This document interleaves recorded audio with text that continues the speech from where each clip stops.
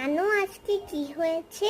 আমি টিভি দেখতে দেখতে না টিভির ঘামে ঘুমাবো।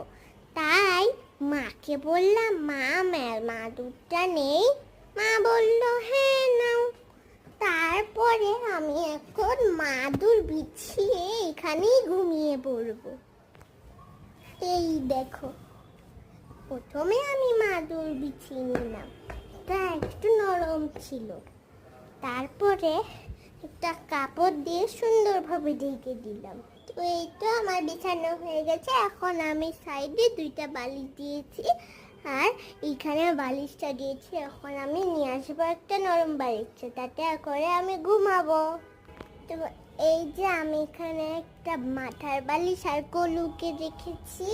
এটা আমার ছোট্ট একটা লেপ। আর এই জায়গায় এক গ্লাস পানি, একটা চিপস, আমার ঘড়ি আর একটা শোকেস রেখেছি। এখন আমি এখানে ঘুমাবো আর মুভি দেখবো। এই যে টিভি, এখন আমি মুভি দেখবো।